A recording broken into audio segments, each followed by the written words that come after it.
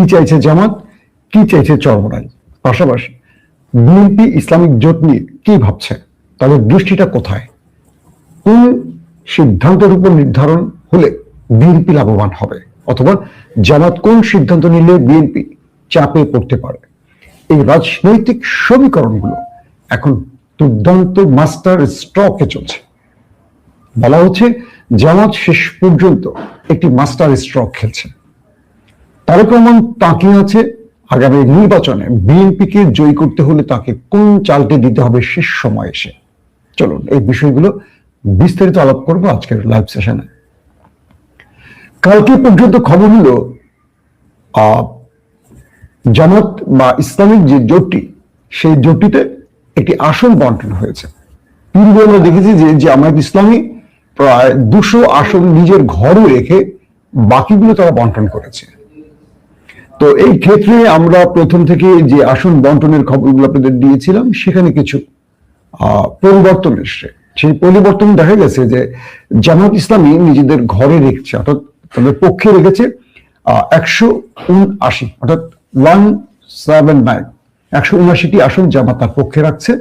বিপরীতে এনসিপি কে জামাত বা ইসলামিক জোট দিচ্ছে 30টি আসন। বাংলাদেশ খেলাফত মজলিস তাদেরকে দেয়া হচ্ছে 20টি আসন, খেলাফত মজলিস তাদের দেয়া হচ্ছে 10টি। একটি হলো বাংলাদেশ খেলাফত মজলিস, অন্যটি খেলাফত মজলিস। এই দুটো মিলে 30টি পাচ্ছে, 20 এবং 10। এলডিপি সেটি পাচ্ছে 7টি আসন, এবি পার্টি 3টি আসন, বাংলাদেশ ডেভেলপমেন্ট পার্টি 2টি আসন, নিজামে ইসলাম 2টি আসন। তো এখানে এই আসন বন্টনের পর নবী আর থাকে 45 বা 46টির মতো আসন। এই আসনটা খালি রেখেছে জামায়াত ইসলামী। তাদের পরিকল্পনা হলো যদি ইসলামী আন্দোলন বাংলাদেশ মানে চরমোনাই যদি আসে, সেক্ষেত্রে এই আসনটা তাদের দেয়া হবে। এটা ছিল কালকে রাতে জামায়াত ইসলামের প্রেস ব্রিফিং এবং সিদ্ধান্তের আলোকে আসন বন্টন। কিন্তু ভেতর থেকে যে খবরগুলো আমাদের কাছে বারবার আসছে এই মুহূর্তে, বা চরমোনাই শিবিরের সাথে আমাদের আলাপচারিতার মাধ্যমে চরমোনাই শীর্ষ দুজনের সাথে আমার কথা হয়েছে কয়েক দফা রাতে। তো সেখানে আমি এইটুকু বুঝতে পারছি যে হয়তোবা এখন পর্যন্ত যদি রাতের পর সকালে কোনো সিদ্ধান্ত পরিবর্তন না হয়, সেক্ষেত্রে চরমোনাই এই জোট থেকে বেরিয়ে যেতে পারে এমন একটি আভাস তারা দিয়েছেন। চরমোনাই এই জোট থেকে বেরিয়ে যেতে পারেন এমন একটি আভাস তারা দিয়েছেন। তবে আজকে বোধহয় তারা বিকেলের দিকে একটি প্রেস কনফারেন্স করে তারা এটা জানাবে।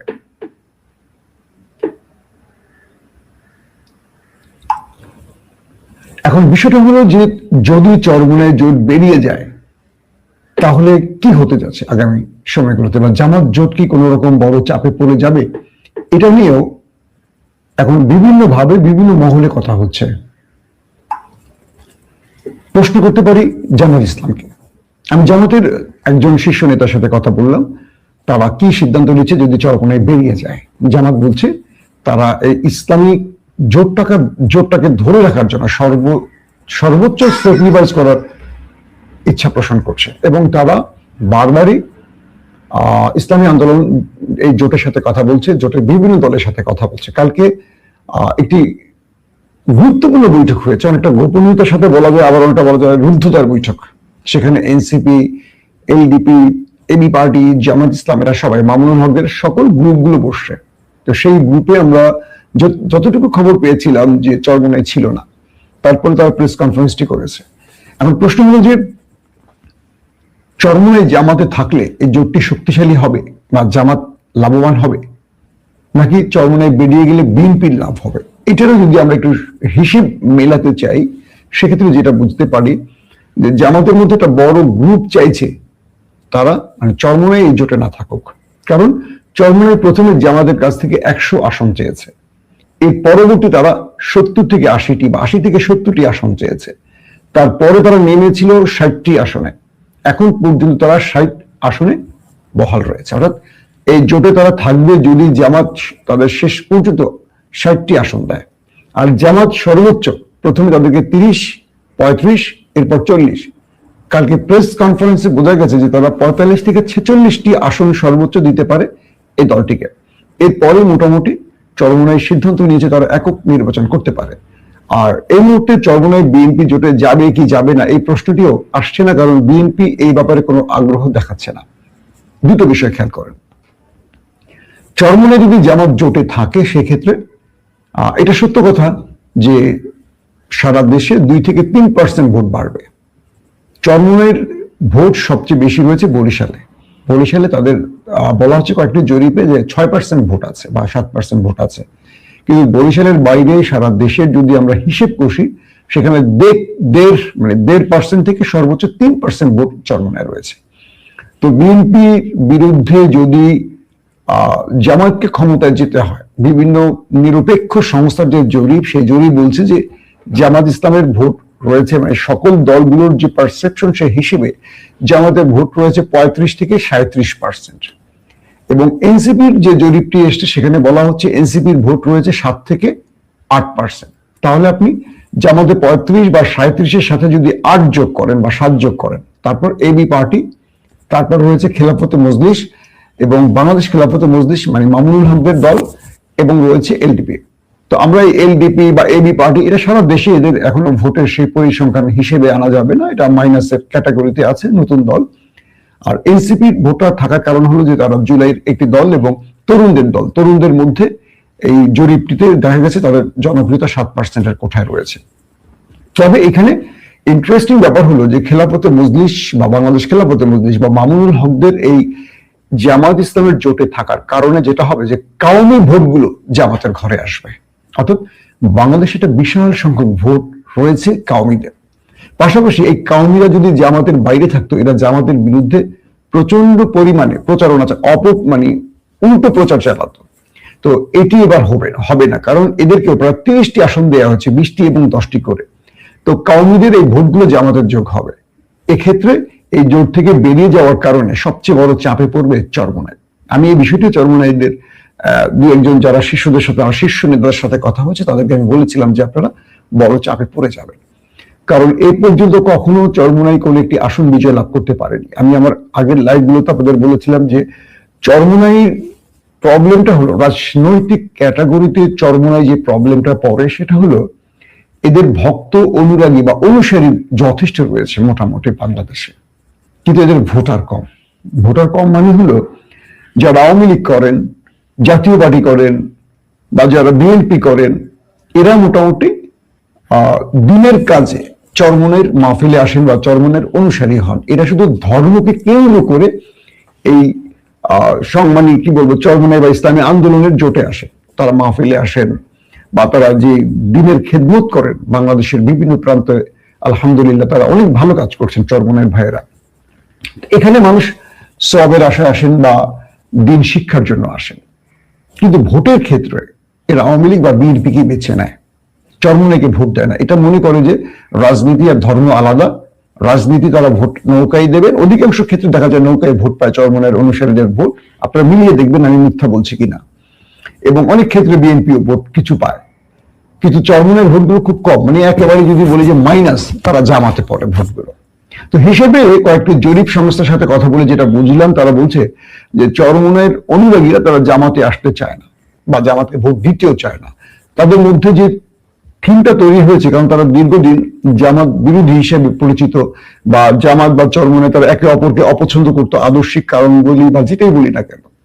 তো চরমোনাইয়ের যেহেতু চেইন অফ কমান্ড জামাতের মতো স্ট্রং না, যেমন জামাতের কেন্দ্রীয় আমির যদি বলে দেয় বা ছাত্র শিবিরের কেন্দ্রীয় প্রেসিডেন্ট যদি বলে দেয় এটা টেকনাফ থেকে তেতুলিয়া এটাই হবে, ওটা আর হবে না। কিন্তু চরমোনাইয়ের আমরা দেখছি যে বরিশালের মতো জায়গায় যেখানে চরমোনাই খুব স্ট্রং, সেখানেও তারা কখনো একটা আসন দূরের কথা একটা পৌরসভার বিজয় জিততে পারে না। তাহলে ভোটগুলো কোথায় যায়, এত মানুষ কোথায় যায়? কারণ তারা ভোটের সময় ওই আওয়ামী লীগ বিএনপিকে বেছে নেয়।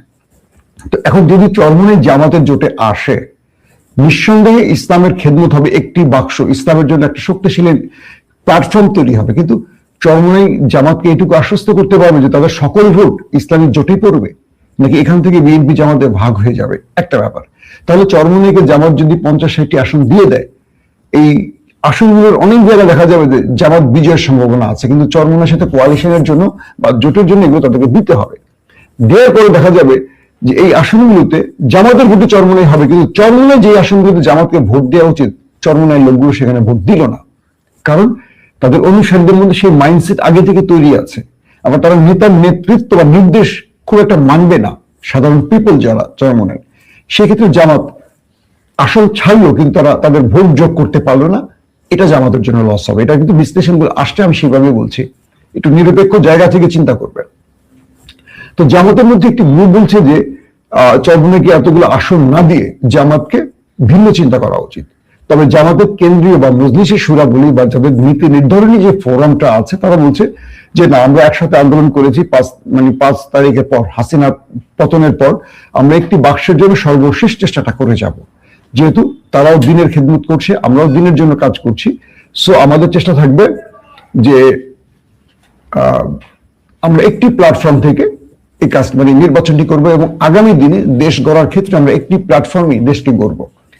সর্বশেষ সেজন্যই জামাত ইসলামী কালকে রাতে তাদের আসন বন্টনের ক্ষেত্রে কিছু আসন 40-45টির মতো আসন তারা বাদ দিয়ে ঘোষণা করেছে। এখন যদি এক্ষেত্রে শেষ পর্যন্ত আজকে যদি বিকেল 2টা-3টার মধ্যে বা বিকেলের মধ্যে চরমনাই ঘোষণা দিয়ে বসে জুমার নামাজের পর যে তারা ইসলামী জোটে থাকবে না, সেক্ষেত্রে জামাত 226টি আসনে নির্বাচন করবে। চরমনাই আসনগুলো জামাতের যোগ হবে। 75টির মতো আসন বোধহয় জামাত, বা 76টি আসন বোধহয়, 76, 75 বা 74 এরকম একটি, ধরেন 74টি আসনের মতো জামাত তার জোটকে দেবে। আর বিএনপি তার জোটকে দিচ্ছে মাত্র 10টি আসন। তো বিএনপির 290 আসনের বিপরীতে জামাত ইসলাম 226টি আসনে ফাইট করবে। পাশাপাশি ভোটের পারসেপশন গুলো যদি আমরা ওই যেটা প্রথমে বললাম যে বিএনপির কত পার্সেন্ট ভোট বা বিএনপির সাথে যারা জোট করছে তাদের কিন্তু ভোট পার্সেন্ট নাই, মাইনাসের ক্যাটাগরি, কিন্তু জামাত যাদেরকে পেয়েছে তাদের মোটামুটি একটা পারসেপশন আছে। আবার আন্দোলনে কেন্দ্র দখল, মারামারি বা একটা প্রেশার ক্রিয়েট তৈরি করা, এই ক্ষেত্রে বিএনপি তার জোটের যে মুখগুলো আছে তাদের ভূমিকা থাকবে না। বিএনপি এককভাবে ভূমিকা রাখতে হবে। জামাতের সঙ্গে এনসিপি আছে, যথেষ্ট পাওয়ারফুল একটি সংগঠন, তাদের হয়তো নতুন দল, কিন্তু তারা জুলাই আন্দোলনের পোস্টার বয় ছিল, মূল ফ্রেমে তারা ছিল, তারা একটা ভূমিকা রাখতে পারবে। এবং এনসিপির সাথে বলতে পারি আমাদের ইউনিট সরকারের একটা ভালো সম্পর্ক আছে, সেই ক্ষেত্রে এনসিপি একটা ভালো চাপ তৈরি করবে জামাতের পক্ষে। আবার কওমি গ্রুপটাকে মোটামুটি পেয়ে যাবে 80% বা 90% পেয়ে যাবে জামাত খেলাফতে মজলিস খেলাফতের জন্য বা বামুনুল হকদের জন্য। এই জায়গায় একটা প্রেশার তৈরি করবে জামাত। কিন্তু পক্ষান্তরে বিএনপির জোটে সেই রকম কোনো স্ট্রং, নুরুল হক নূর বলি, কিবরিয়া বলি, হাবিজাবি যারা আছেন, এদের আসলে কোনো বাংলাদেশের রাজনৈতিকভাবে কোনো স্ট্রং ভ্যালুও নেই, গুরুত্বও নাই, এদের ভূমিকাও নেই। হয়তো বা নুরু কথা বলবে, নুরু তো এরশাদের মতো সকালে একটা বলে বিকালে একটা বলে, একে সেভাবে গুরুত্ব দেওয়া হয় না এখন আর। তো সবকিছু মিলে জোট থেকে যদি বেরিয়ে যায় চরমনাই, এটা তাদের ক্ষতি হবে। আমি এটাও বুঝিয়েছিলাম তাদের নেতাদের যে আপনারা বেরিয়ে যায় না। আবার আমার কেন যেন মনে হচ্ছে যে বিএনপিও চায় চরমনাই জামাত জোটে থাকুক, কারণ এতে জামাতের অসুবিধাটা বেশি হবে। এটা বিএনপি কয়েকজন বলছে যে আমরা চাই যে চরমনাই ওখানে থাকুক, কারণ যে আসনগুলোতে চরমনাই তার প্রার্থী দেবে, ধরেন 50টা আসন জামাত দিল চরমনাইকে কোয়ালিশনের জন্য, তো চরমনাইকে সাধারণভাবে এলিভেটেড লোকগুলো কি বেছে নিবে? এটা বিএনপি, আমার কথা বলছি না, আপনারা হয়তো বলবেন যে মাসুম এটা কি বললেন, আমি বিএনপির টিমটা বলছি, যারা বিএনপির নেতারা বলছেন যে জামাত মোটামুটি রাজনৈতিক ক্ষেত্রে একটু কোয়ালিটি আছে বা তারা রাস্তায় সেইভাবে একটা ভূমিকা রাখতে পেরেছে। চরমনাইয়ের ক্ষেত্রে আবার একটু ভিন্ন, তারা একটু বেশি কি বলবো ইসলামিক চিন্তাটা বা তারা একটু আধুনিক চিন্তা থেকে একটু বাইরের চিন্তাটা করে, যেটা বাংলাদেশের সব পিপল একসাথে অ্যাকসেপ্ট করবে না।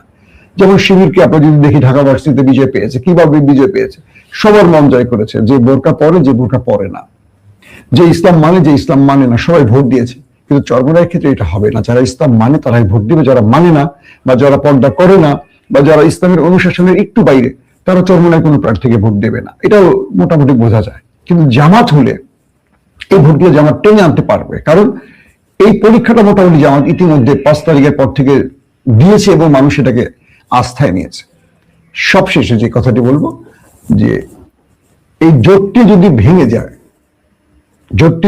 যায়, জামাতের লাভ হবে, বিএনপি চাপে পড়বে এবং সবচেয়ে বেশি ক্ষতি হবে চরমনাই এককভাবে নির্বাচন করলে একটি আসনও পাবে না যদি কোনো জোটে না থাকে।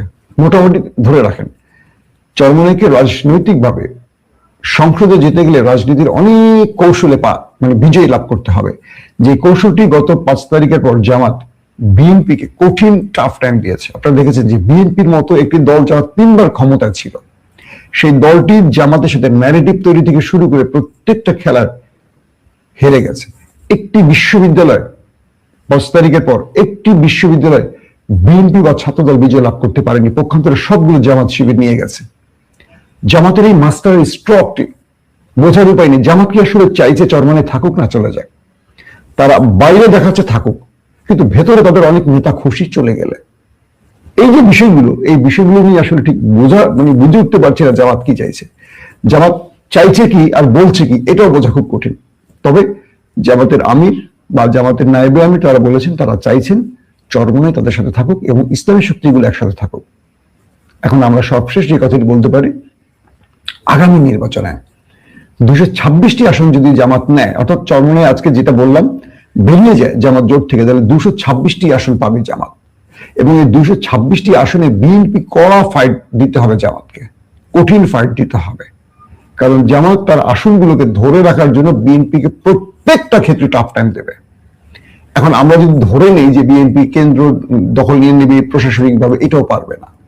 কারণ প্রশাসনিকভাবে বাংলাদেশের বিভিন্ন ক্ষেত্রে আমরা দেখেছি বিএনপির পাশাপাশি জামাত শিবিরও কঠিন জায়গায় বসে গেছে, যদিও জামাত শিবির সেখানে নিজেকে প্রকাশ করে না। ঠিক নির্বাচনের দিন হালচাল পাল্টে যাবে। সেনাবাহিনীর ক্ষেত্রে উপরস্থ অফিসারদের মধ্যে হয়তো জামাতিদের সংখ্যাটা একেবারে নাই বা কম, খুব কম, কিন্তু গুরুত্বপূর্ণ যারা নির্বাচনকে বাস্তবায়ন করবে বাংলাদেশে বা যারা মাঠে কাজ করবে, এদের মধ্যে জামাত প্রীতি একটা তৈরি হয়েছে 5 তারিখের পর। সেনাবাহিনীর মধ্যে অনেকেই ইদানিং জামাতকে পছন্দ করতে শুরু করেছেন। কারণটা কি? 5 তারিখের পর কিছু বড় দল ভুল করেছে, কিন্তু জামাত খুব কৌশলে এগিয়েছে। তো এরা মনে করছে যে হাসিনা পরবর্তী বাংলাদেশে সুশাসন প্রতিষ্ঠার জন্য একটা ইসলামিক দলকে বেছে নেওয়া এবারের জন্য উচিত। আবার যখন তারেক রহমান বাংলাদেশে পা রেখেছেন, তখন হিসেবটা আবার একটু এলোমেলো হয়ে গেছে। কারণ তুমুল জনপ্রিয় বিএনপি বা জিয়াউর রহমান বা বেগম জিয়ার সন্তান তারেক রহমান রাজনীতিতে বাংলাদেশে পা রাখায় আবারও বলা যাচ্ছে যে রাজনীতির পারদ ওঠানামা করছে। যতক্ষণ তারেক রহমান বাংলাদেশে আছেন বা অধিনায়কের ভূমিকায় আছেন বিএনপির, ততক্ষণ বলা যায় না কোন দিকে ঘুরবে আমাদের রাজনীতির পথ। প্রত্যেকে ভালো থাকবেন।